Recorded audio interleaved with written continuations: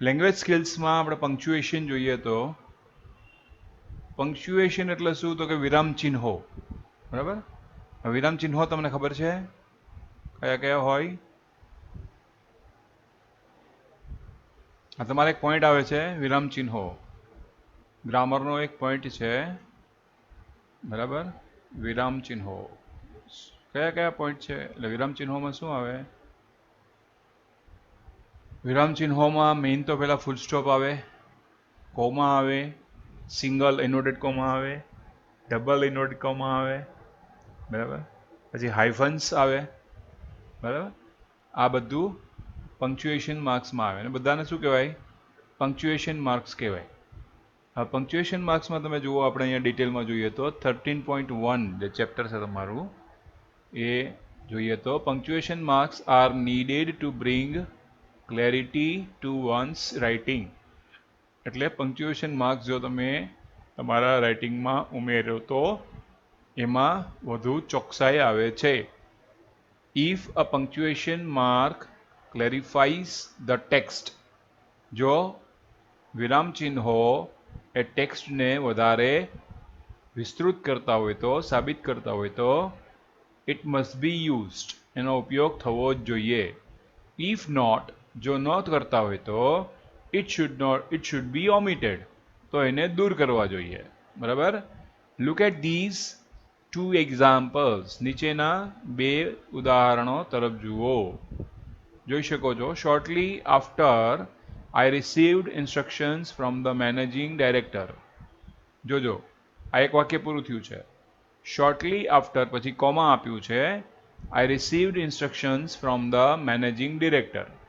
Managing director બંને capital લીધા છે, બરાબર, અને પછી ફૂલ સ્ટોપ લીધો છે. પછી જુઓ, shortly after I received instructions from the managing director I left four Bombay, બરાબર. એટલે કે મેનેજર તરફથી, મેનેજિંગ ડિરેક્ટર તરફથી અમને સૂચના મળી કે તરત જ અમે બોમ્બે માટે હું નીકળી ગયો, બરાબર. આવું થાય એનું.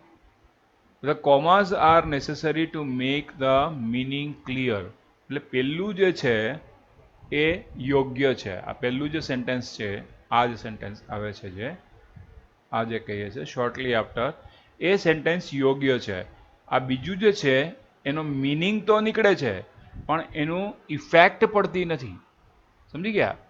એનું મિનિંગ નીકળી શકે પણ એની ઇફેક્ટ જોઈએ એવી પડે નહીં. ખ્યાલ આવ્યો? મિનિંગને વધારે, અર્થને વધારે ક્લિયર કરવા માટે કોમા જરૂરી છે. ધ ફૂલ સ્ટોપ, હવે અહીં જરૂર આપણે શરૂ થાય છે હવે the full stop. The full stop indicates the longest pause. જો ફૂલ સ્ટોપ જે છે એ આપણને લાંબો ઠહેરાવ આપે છે. And is used at the end of all sentences. દરેક વાક્યોના અંતે એનો ઉપયોગ કરવામાં આવે છે, except interrogative and exclamatory sentence. એટલે કે ઉદ્ગાર વાક્ય કે પ્રશ્નાર્થ વાક્યમાં એનો ઉપયોગ થતો નથી, બરાબર. હવે આ પંક્ચ્યુએશનનો જે તમે માર્કનો ઉપયોગ કરો છો એના દ્વારા તમારું સેન્ટેન્સનું ઇફેક્ટ નક્કી થાય છે. ફોર એક્ઝામ્પલ તમે અહીં જોઈ શકો છો, our salesman will call you tomorrow at 10 o'clock. જો એટલે 10 o'clock અહીંયા વાક્ય પૂરું થઈ ગયું, ફૂલ સ્ટોપ આવી ગયો. એટલે કે સેલ્સમેન તમને આવતીકાલે 10 વાગે ફોન કરશે, કોલ કરશે, બરાબર.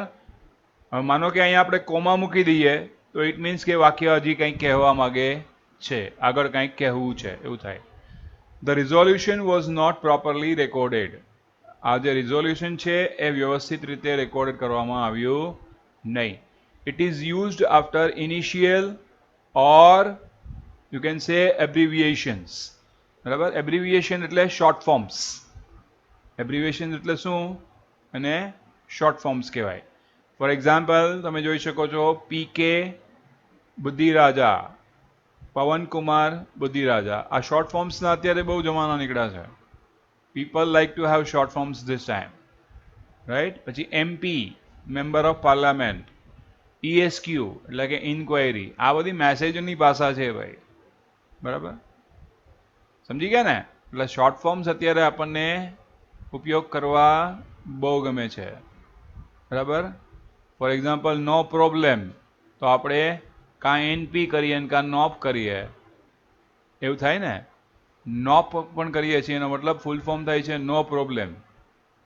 ઓકે, એનો આપણે નોપ પણ કહી શકાય. ફૂલ ફોર્મ જે ફૂલ સ્ટોપ જે છે, the full stop is usually omitted from abbreviations, એટલે કે શોર્ટ ફોર્મ્સમાંથી, એબ્રિવિએશન્સમાંથી ફૂલ સ્ટોપને દૂર કરવામાં આવે છે. Consisting of initial letters that make pronounceable words. બરાબર. હા, એના જે આંતરિક જે બીજા શબ્દો હોય છે એનો અર્થ જાળવવા માટે, એનો પ્રોનાઉન્સ કરવા માટે, શબ્દને વધારે પ્રોનાઉન્સ કરવા માટે. For example bhel, BHEL, bhel. પછી TWAT, ટ્વા. પછી યુનેસ્કો. આ શોર્ટ ફોર્મ્સ છે. આ BHEL ભેલનું કંઈક અલગ આખો મિનિંગ થતો હશે. શું થાય? એટલે ટૂંકામાં ટૂંકો પોઝ છે. બરાબર. પણ આપણામાં જે કોમા આવે છે ને એ લોંગ પોઝ છે. એ જ્યારે રિયલ કન્સિસ્ટન્સમાં આવો ત્યારે થાય. બરાબર. એ છે સેન્ટેન્સમાં એ શોર્ટ પોઝ છે. સાચી વાત છે ને. તો આ કોમામાં ફરક હોય છે. ઈ કોમા અને આપણા કોમામાં ફરક છે. તો it is the most frequently used punctuation marks. વારંવાર ઉપયોગમાં આવતું આ પંક્ચ્યુએશન માર્ક્સ છે. But it is also the most troublesome one. મુશ્કેલીકારક પણ છે. હા, એ વારંવાર ઉપયોગમાં આવતું પણ વિરામચિહ્ન છે, પરંતુ એ વધારે મુશ્કેલીકારક પણ છે. ઇટ મીન્સ કોમા વધારે આવતું હોય તો ઇટ મીન્સ આગળના આગળ કંઈક ને કંઈક કહેવામાં આવે છે, એનો મતલબ એવો થાય. A general principle is to put a comma where you would pause. જ્યાં તમારે અટકવું છે ત્યાં તમે કોમા મૂકો છો. If you were reading a sentence aloud, જો તમે સેન્ટેન્સ મોટેથી વાંચતા હો તો, for example, I need an intelligent, comma, બરાબર, industrious and sincere assistant in my office. એટલે તમારે ઇન્ટેલિજન્ટની આગળ કંઈક કહેવું છે. બરાબર. ઇન્ટેલિજન્ટથી આગળ કંઈક તમે અહીંયા ઉમેરવા માંગો છો, એટલા માટે તમે અહીં કોમા કર્યું છે. બરાબર. આ બધું તમે એક સાથે વાંચવું હોય તો એ શક્ય નથી બનતું, હે ને. રાઈટ. તમે આમનું એક સાથે ના વાંચી શકો. I need an intelligent industrial sincere assistant in my office. બરાબર. તો લોકો સમજે નહીં. એટલા માટે આપણે અહીંયા કોમાનો ઉપયોગ કરીએ છીએ કે તમને ઇન્ટેલિજન્ટ, ઇન્ડસ્ટ્રીયસ અને સિન્સિયર આ બધાનો મિનિંગ ક્લિયર થઈ જાય. બરાબર. ઇન્ટેલિજન્ટ એટલે હોશિયાર. ઇન્ડસ્ટ્રીયસ એટલે ઇન્ડસ્ટ્રીયસનો મિનિંગ શું થાય?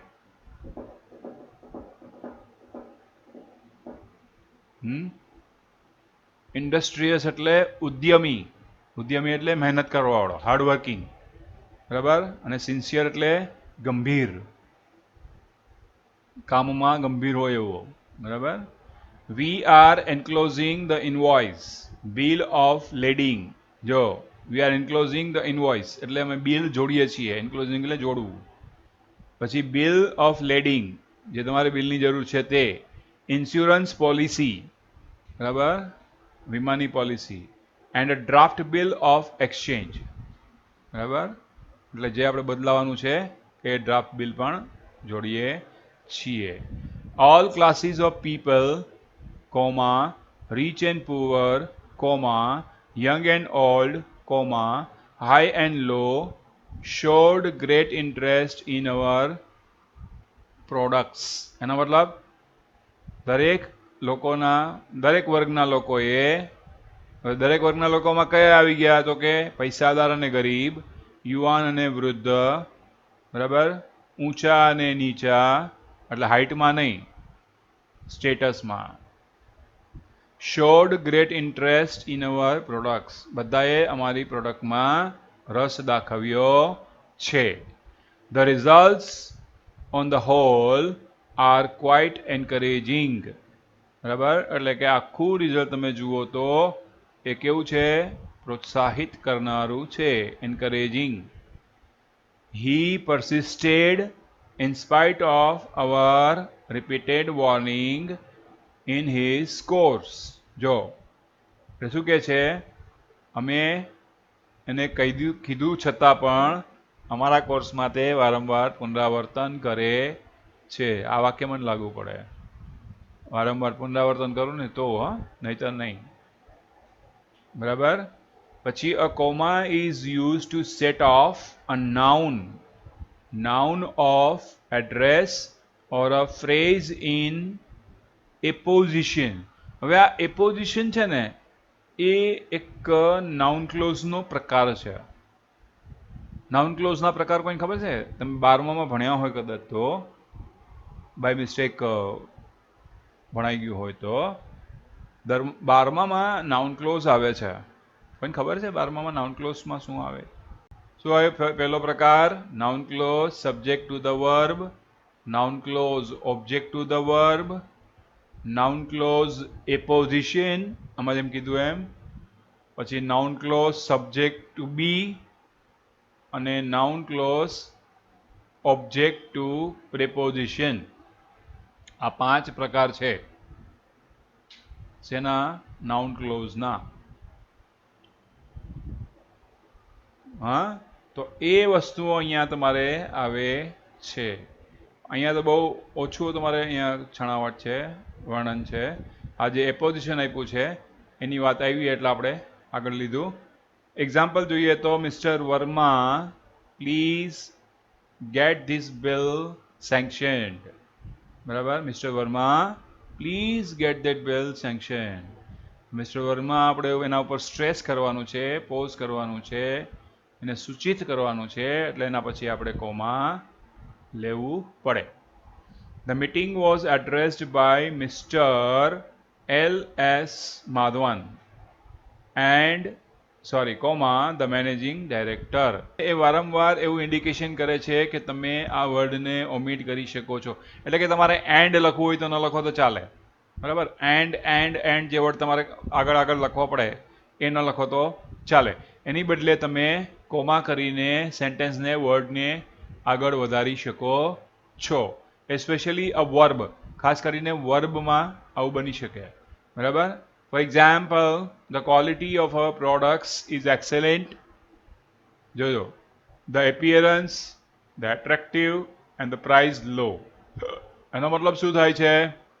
અમારા પ્રોડક્ટની ક્વોલિટી સારામાં સારી છે, દેખાવ સારામાં સારો છે, આકર્ષક છે, અને એનો ભાવ પણ નીચો છે. બરાબર. આવું થાય. A comma is used to separate direct speech from the rest of the sentence. બરાબર. કોમા જે છે એ ડાયરેક્ટ સ્પીચમાં સેન્ટેન્સને બીજા સેન્ટેન્સ કરતાં અલગ કરે છે. હવે આમાં કોમા હોય તો, જો ઇન્વર્ટેડ કોમા હોય તો ઇટ મીન્સ કે એમાં સ્ટ્રેસ વધારે આપે છે એવું થાય છે. રિપોર્ટેડ સ્પીચમાં તો આનો ભરપૂર ઉપયોગ થાય છે, ડાયરેક્ટ સ્પીચમાં. બરાબર ને? ડાયરેક્ટ સ્પીચમાં કોમા ઇન્ટુ ઇન્વર્ટેડ કોમા એનો ઉપયોગ થાય છે, પણ આમાં ડબલ ઇન્વર્ટેડ કોમા આવે છે રિપોર્ટેડ સ્પીચમાં. બરાબર. જ્યારે સેન્ટેન્સને વધારે સ્ટ્રેસ ન કરવાનો હોય તો તમે એને સિંગલ ઇન્વર્ટેડ કોમામાં લઈ શકો છો. બરાબર. ક્યારેક આવું બની શકે કે for example, during the exams some of the words you are forgetting. Listen. Yeah, and that is my personal experience. Okay. So sometimes you are forgetting the word and means the meaning of that. Either the particular word you are forgetting, and after that sentence whatever is there, that also you forget linking to it. જેને linking હોય છે. બરાબર ને? Then what you have to do? Nothing else. Just you have to do single inverted comma and make the spelling of Gujarati. Gujarati into English. Particular spelling. Okay. For example, imagination. Yeah? So you don't know the spelling or the meaning or anything, the imagination. So instead of that, if you write Kalpana, Kalpana, in inverted comma, that is valid. That is valid even in the exams also. But if you forget to do inverted comma, it means that the checker, yeah, of course, acceptable. This type of writing you can see in the message column, it is acceptable, right? But it means that the checker will understand that he or she knows particular, but sometimes forgotten. So it is available. So it is proper. Not in Gujarati Kalpana you have to write, but you have to make the spelling of Kalpana when you write Gujarati answer. Right? Understood? Not that way which you write, because in English writing you cannot add Gujarati like that. With Gujarati, by changing into English, that is spelling, that you can add, that you can do. બરાબર એ તમે ઉમેરી શકો છો, એ થઈ શકે, that is right. And even board exam accepts, board exam, university exam accept this. But this thing which I told, that is a technical rule that you have to do inverted comma. And if more stress, then double inverted comma. Okay? That proves, after doing, if you do a single inverted comma or double inverted comma, that proves that what type of importance you are giving to the particular word. Right? તમે એ વર્ડને કેટલો importance આપવા માગો છો તમારા આન્સરમાં, એ તમારા inverted comma ઉપરથી નક્કી થાય છે. ખ્યાલ આવ્યો? સેમિકોલન. સેમિકોલનમાં તમે જોઈ શકો છો ડોટ અને કોમા, ઉપર ડોટ છે, નીચે કોમા આવે છે, અને સેમિકોલન કહેવાય. બરાબર? આ સેમિકોલન છે એ મેથેમેટિકલ લેંગ્વેજમાં પણ ઉપયોગ થાય છે. શું કહેવાય એને? મેથેમેટિકલ લેંગ્વેજમાં પણ આ સેમિકોલનનો ઉપયોગ થાય છે. If two sentences are so closely related in meaning, જો two sentences are so closely related in meaning, એટલે કે બે સેન્ટેન્સ કે જે ખૂબ જ નજીકમાં હોય છે, કેમાં? અર્થમાં ખૂબ જ નજીક હોય છે, that is not desirable to separate them, એટલે એને અલગ કરવાની જરૂર નથી, અથવા તો ઇચ્છનીય નથી. બરાબર? by a full stop. They are separated by semicolon. Semicolon વચ્ચે મૂકીને એને અલગ કરી શકાય છે, એટલે કે સેન્ટેન્સ અલગ થઈ જાય છે છતાં એનો મીનિંગ જે છે એક સરખો જળવાઈ રહે છે. For example, you type the letter, I shell type the bill. બરાબર? જો અહીંયા જુઓ, તમે લેટર ટાઈપ કરો અને હું બિલ ટાઈપ કરું, આ બંને એકબીજાને મિનિંગમાં ઇન્ટરનલી રિલેટેડ છે. બરાબર? she was late, consequently she was marked absent. જો અહીં તમે જોઈ શકો છો, અહીંયા she was late અને consequently એ બંને મિનિંગનો રિલેશન છે. બરાબર? પછી કોમા મૂકીને આખું સેન્ટેન્સ અલગ કરી નાખ્યું, she was marked absent, એથી એને એબસેન્ટ માર્ક કરવામાં આવી. Please dispatch the goods at once. બરાબર? તમે વસ્તુઓ તરત જ મોકલો. It is essential to meet our commitments. બરાબર? એ જરૂરી છે કે અમે જે પ્રમાણે તમને માંગ મૂકી હતી એ પ્રમાણે તમારે રહેવું જોઈએ. That is commitment. Okay? That is called semicolon. પછી કોલન એટલે ડબલ ડોટ જેને કહેવાય. બરાબર? કોઈ પણ મુખ્ય મુદ્દો હોય, બરાબર, એના વિશે તમારે કોઈ પણ હેડિંગ્સ હોય, એના વિશે તમારે વધારે લખવું હોય તો ડબલ ડોટ કરી શકાય છે. એક પ્લસ ડાયલોગ ફોર્મમાં, બરાબર, ડ્રામા જે કહીએ આપણે, ડાયલોગ ફોર્મમાં આ રીતે double dot means said to થાય છે. શું થાય છે? સેઇડ. ડબલ ડોટનો મિનિંગ શું થાય છે? સેઇડ. બરાબર? એ ડ્રામાનો ડાયલોગનો એ લેંગ્વેજ, ડાયલોગની લેંગ્વેજ છે. રાઈટ? સમજાઈ ગયું? તો કોલનનો ઉપયોગ અહીંયા કરવામાં આવે છે. It is use to introduce a list. એક યાદીને ઇન્ટ્રોડ્યુસ કરવા માટે એનો ઉપયોગ થાય છે. You are requested two arrange those items. જો પછી જુઓ, પછી કઈ આઇટમ્સ છે, પછી ડબલ ડોટ કરીને એટલે કે કોલન કરીને તમને એ આઇટમ્સના નામ સૂચવવામાં આવે છે. For example, the typewriter, ribbons, pads, pencils and eraser. બરાબર? It is use to introduce an explanation. વધારે તમારે એક્સપ્લેનેશન કરવું હોય તો એક્સપ્લેનેશન વર્ડ પછી ડબલ ડોટ મૂકીને તમારે શું વધારે એક્સપ્લેનેશન કરવું છે એ તમે આગળ લખી શકો છો. બરાબર? For example, you are requested to arrange those items. Sorry, અહીંયા the problem is this. પછી શું પ્રોબ્લેમ છે એ આગળ વર્ણવવામાં આવશે. We cannot get trained hands at such a short notice. બરાબર, આવી ટૂંકી નોટિસમાં અમે કોઈ પણ તાલીમબદ્ધ લોકો મેળવી શકતા નથી. પછી it is use to separate two contrast. બે અલગ અલગ વિરોધાભાસી હોય એને પણ કહી શકાય. For example, we make plans, the insincere workers sabotage them. એટલે કે જે ઇનસિન્સિયર વર્કર્સ છે એને ભોગવવું પડે છે. સેબોટેજ ધેમ. બરાબર, ખાસ કરીને અમારા પ્લાનમાં એવું લાગુ થતું હોય છે, આવો અર્થ થાય. Yes, semicolon. સેમિકોલન જુઓ હવે. સેમિકોલન આવી ગયું ને, sorry back to the point. I am sorry. Question mark. હવે આ તો બધાને આવડતું જ હોય. હે, પ્રોબ્લેમ એ છે ક્વેશ્ચન માર્ક શું છે એ આપણને ખબર છે, પણ ક્વેશ્ચન માર્કનો ઉપયોગ કરતા નથી આવડતો. ઇન ધ સેન્સ એ ટોનમાં આપણને બોલતા નથી આવડતું. જ્યારે ટેન્સીસના સેન્ટેન્સ બોલતા હતા ત્યારે તમને ખ્યાલ હોય તો એમાં 2 પોઈન્ટ્સ હતા, ક્વેશ્ચન સેન્ટેન્સ અને નેગેટિવ ક્વેશ્ચન. રાઈટ હતા કે નહીં? એમાં 2 હતા. હવે જ્યારે પણ આપણે ક્વેશ્ચન સેન્ટેન્સ બોલીએ ત્યારે આપણે વધારે પહેલા બ્રીથ ઇન કરવું પડે છે. શ્વાસ અંદર લઈને પછી બોલવું પડે છે. ચાહે તમે એક્સક્લેમેટરી બોલો કે ચાહે તમે ક્વેશ્ચન સેન્ટેન્સ બોલો, તો પહેલા તમારે થોડું બ્રીથ ઇન કરવું પડે તો તમે એ કન્ટિન્યુઅસલી બોલી શકો. બરાબર, for example, is he A very sincere boy, તો તમે ન બોલી શકો. નોર્મલી તમે બોલશો તો નહીં બોલી શકો.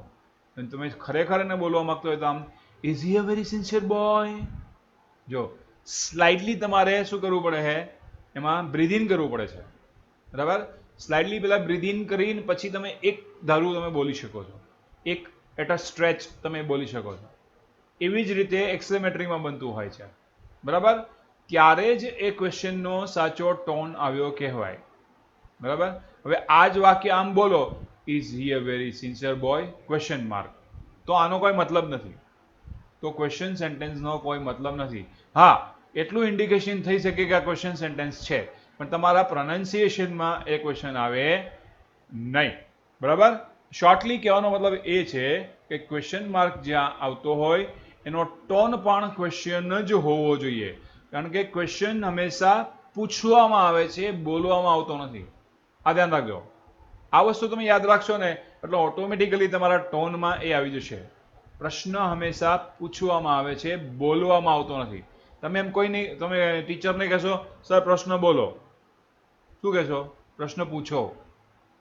બરાબર, અધરવાઇઝ મિસઅન્ડરસ્ટેન્ડ થાય. બરાબર છે, બરાબર, 2 મિનિંગ થઈ જાય, ડબલ મિનિંગ થઈ જાય અને આખું સેન્ટેન્સ તમારું મિસઅન્ડરસ્ટેન્ડિંગ થઈ જાય. બરાબર, એટલે આ કુમારી નીચે ઊભી ન થવું જોઈએ. બરાબર, એટલે ક્વેશ્ચન સેન્ટેન્સમાં ક્વેશ્ચન માર્ક હંમેશા આપણે એટલા માટે એડ કરીએ છીએ કે જેનો ટોન આપણે છેક સુધી જાળવી રાખીએ. ફોર એક્ઝામ્પલ, તમે જોઈ શકો છો, why don't you put this amount in the fix deposit. બરાબર, આ વાક્ય તમે આમ બોલો, why don't you put this amount in the fix deposit question mark. તો કેવું લાગે? હા, બેટર ના બોલાય, મૂંગું રહેવાય. આવું બોલવું ને એના કરતા આપણે મૂંગું રહેવાય. જો આપણે વ્યવસ્થિત બોલી શકતા હોય, for example, May I help you. હા, પ્રશ્ન જ છે. આમ બોલે, મે આઈ હેલ્પ યુ, પ્રશ્ન જ છે. એના કરતા એમ જ બોલે તો may I help you, may I help you. જો ઓટોમેટિકલી સામેવાળો વ્યક્તિ સમજી જશે કે તમે એને પ્રશ્ન પૂછો કે હું તમને મદદ કરાવું. બરાબર, તો એ તમને રિપ્લાય આપશે હા કે નાનો.